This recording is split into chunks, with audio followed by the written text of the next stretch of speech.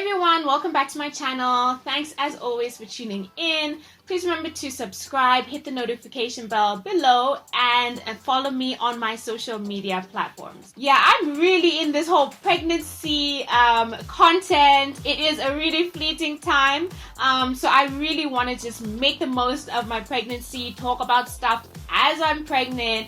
And one of the things that I've been wanting to sort of have a quick chat to you about is pregnancy myths. Some things maybe I also believed before I got pregnant. You know, when you find out that you're pregnant, especially the first time, there's so many questions. There's so many like, oh my God, is this okay to do? Can I eat this? Can I wear this? Can I, there's so many things. There's also so many do's and don'ts that a lot of the times are not really like substantiated medically, scientifically, or whatever.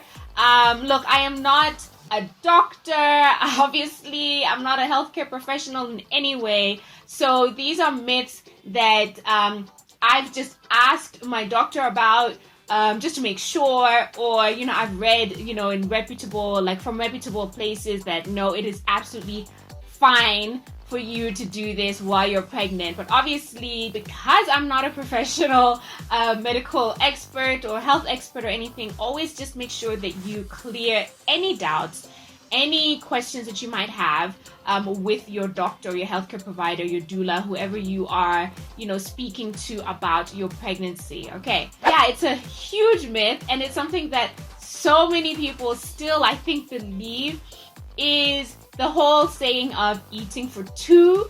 Okay, so I'm not gonna lie, because I heard this in so many movies and shows and all of that, I thought that's what it was. You're like, okay, you're growing a human, you are eating for two. So I know that's a saying that a lot of our parents' generation and our grandparents and stuff probably abided by, or knew that that's exactly what you need to do. But actually, you don't actually need to eat for two. The doctors usually recommend that you increase your calorie intake. I'm not sure about exact number, but my doctor has been very chilled. He's like, look, you eat healthy. Just avoid the obvious things, don't drink alcohol, don't smoke, don't do any of those kinds of things, obviously. Make sure that your meals are well cooked. So, try to avoid raw meats or semi-well done kind of stuff, and eggs, all of those kinds of things. But otherwise, in terms of quantity of food, it's pretty much the same as what you would normally eat if you already eat healthily. That whole thing of actually now you have to double your portion size. The thing is, right, pregnancy hunger is also real, okay? I didn't experience it so much with Kai, but with this pregnancy, especially now I'm in my second trimester, I'm much hungrier than normal, generally. Not all the time, but there are times where I'm actually, I could eat. So after I got over my whole first trimester nausea and morning sickness and things like that, my appetite came back and then some, but I'm also not eating overboard. So obviously, a healthy pregnancy, you will gain some weight. That's totally normal. That's expected. If you're hungry, fine. But don't eat for the sake of eating, basically. I'm not gonna lie, that's not something that I actually even thought about, to be honest, before I had Kai or anything.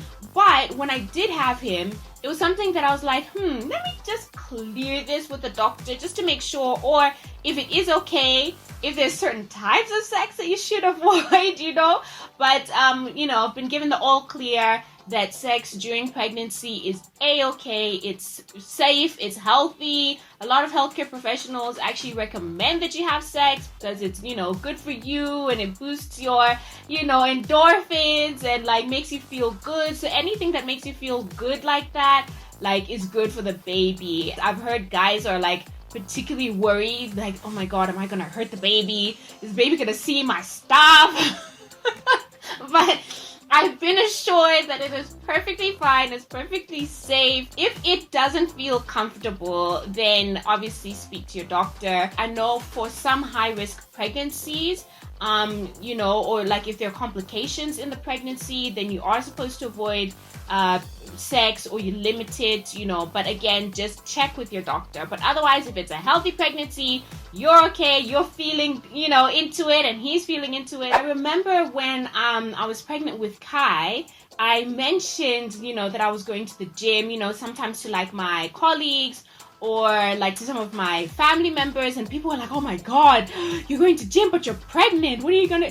And it's like, no, actually my doctor said I should carry on going to gym. So what he had said was, look, you're accustomed to this lifestyle, you have been going to gym, and if anything, it's actually healthier for you to keep going because your body is used to it. It's good for your body, it releases endorphins, those endorphins good for your baby as well, to have that movement. So, the whole idea of like, once you're pregnant, you're like, you should be bed bound and all of that. Again, it's like, unless your doctor has actually told you, you have to have complete bed rest and you have a high risk pregnancy. But if you have a normal pregnancy, it's healthy, everything's fine, then continuing with what you normally do is fine. The classes that I took at the gym, they did just advise me on some slight modifications of the movements that I did. There's certain movements that they were like, we don't really recommend you to do this as a pregnant woman, which is understandable, obviously,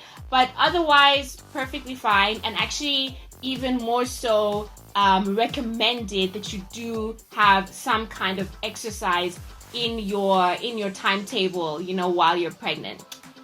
Having said that, I'm not gonna lie, and I'm not gonna sit here and preach to you, because it's something that I really fell off track last year with my exercising and staying like relatively fit and healthy, and then I got pregnant. So I didn't actually get back into it, and I know, because like now I'm really like regretting it, because like my back is much more sore, my hips as well, and it could just be that, this is my second pregnancy. A lot of symptoms are quite harsh or harsher on your body when you have a second baby. A lot of women have told me that, a lot of friends and stuff like that, and the doctor himself.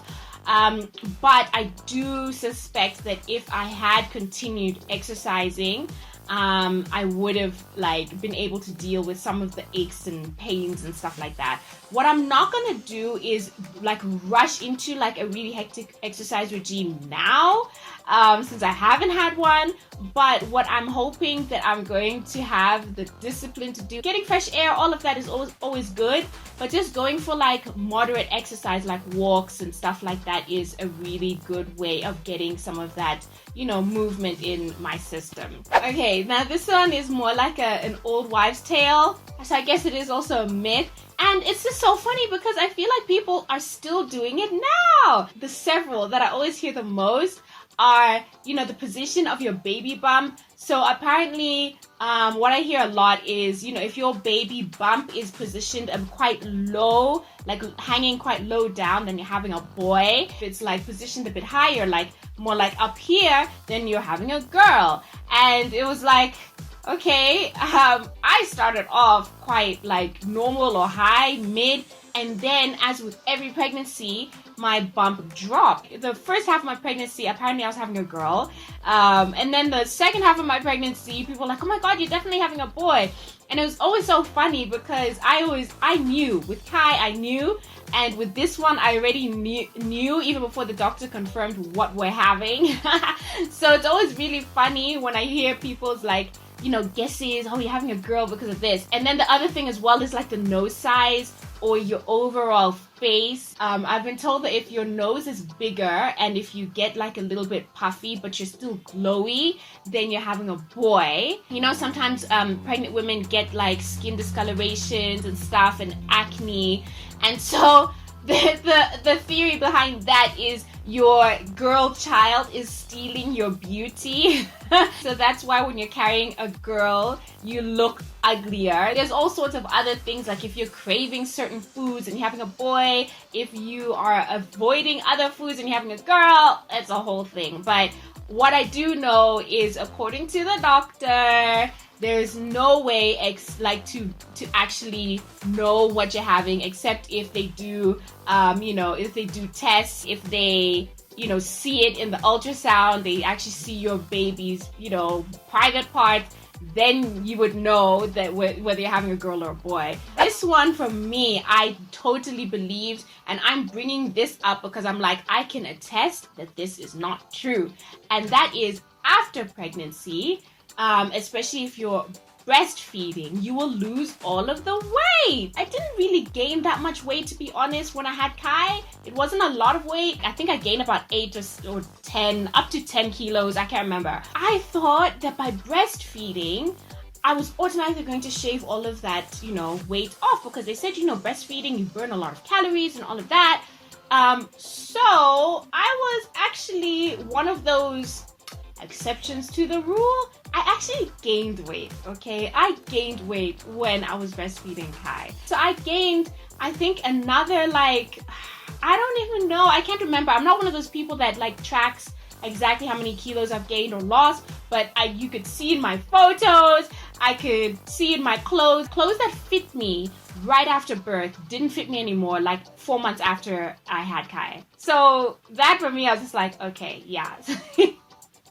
So breastfeeding doesn't always make you lose weight. Breastfeeding makes you so hungry. I talk more about my whole breastfeeding journey on my blog and in another video. I'll put it somewhere up here. Eventually the weight fell off and it was fine, especially when I stopped stressing about it. So yeah, just something to keep in mind. Okay, so those are my almost top 5 pregnancy myths that for me, I'm like, yeah, no. According to my experience, according to what my doctor says and some of the other, healthcare professionals that I've spoken to, those are not true. I'd love to hear what some of you have heard, especially in your own culture.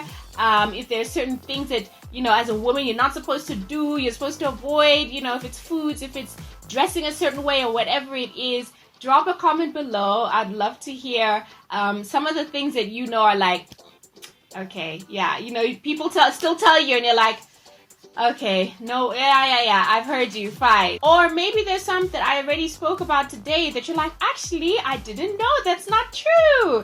So I'd love to hear from you. Drop a comment below. Give my video a thumbs up if you enjoyed it, and share it. Share it with a friend, a family member, someone that you think might enjoy this video. Don't forget to follow me on my social media platforms. Subscribe to my channel. Hit the notification bell below when you do so you can get notified on my new videos.